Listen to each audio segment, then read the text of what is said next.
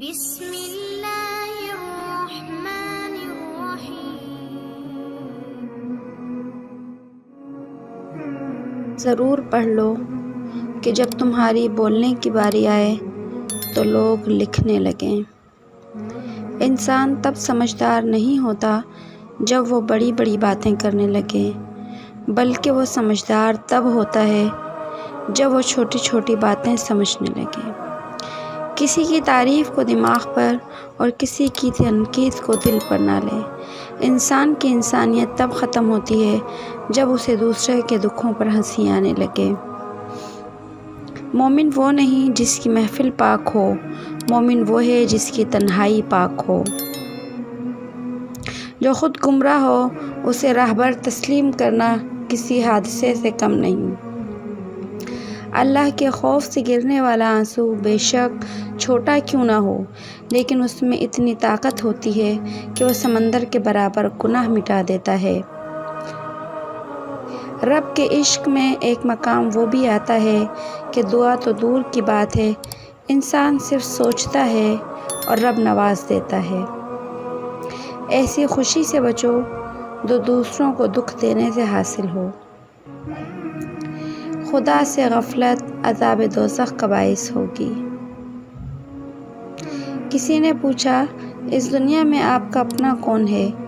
میں نے ہنس کر کہا، وقت اچھا ہو تو سب اپنے، ورنہ کوئی نہیں۔ برے دوستوں سے بچو، ایسا نہ ہو کہ وہ تمہارا تعارف بن جائیں۔ دنیا میں اس سے بڑھ کر اور کوئی ایوارڈ نہیں ہو سکتا کہ لوگ آپ کی تربیت کی وجہ سے آپ کے والدین کی تعریف اور عزت کریں۔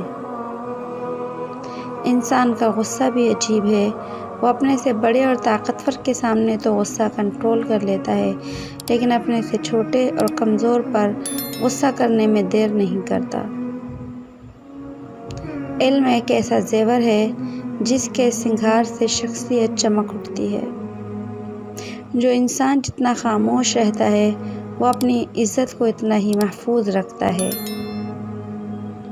صبر والے کانوں سے سنو، ہمدرد آنکھوں سے دیکھو، محبت والی زبان سے بولو۔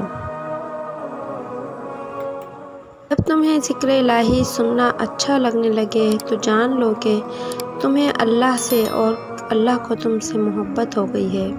مومن وہ نہیں جس کی محفل پاک ہو، مومن وہ ہے جس کی تنہائی پاک ہو۔ زمانے کا شکوہ نہ کرو بلکہ خود کو بدلو، کیونکہ پاؤں کو گندگی سے بچانے کا طریقہ جوتا پہننا ہے، نہ کہ سارے شہر میں قالین بچھانا۔ خوش رہنے کا سب سے اچھا اصول یہ ہے کہ جہاں لگے کہ آپ کی جگہ کم ہے وہاں خاموشی سے خود کو الگ کر لو۔ کسی سے اتنی ہی محبت کریں جتنی وہ آپ سے کرتا ہے۔ بے حساب محبت ذہنی دباؤ کا باعث بنتی ہے۔ زندگی میں آگے بڑھنا ہے تو بہرے ہو جاؤ، کیونکہ بعض لوگوں کی باتیں مایوسی میں اضافہ کر دیتی ہیں۔ رشتے ایک دوسرے کا خیال کرنے کے لیے ہوتے ہیں، ایک دوسرے کو استعمال کرنے کے لیے نہیں۔ آپ 40 سال کے ہو جائیں تو سمجھ لیجئے کہ زندگی کی اثر ہو چکی ہے۔ اپنے اخلاق، کردار اور آخرت کی طرف توجہ دیجئے، کیونکہ اثر اور مغرب میں زیادہ تاخیر نہیں ہوا کرتی۔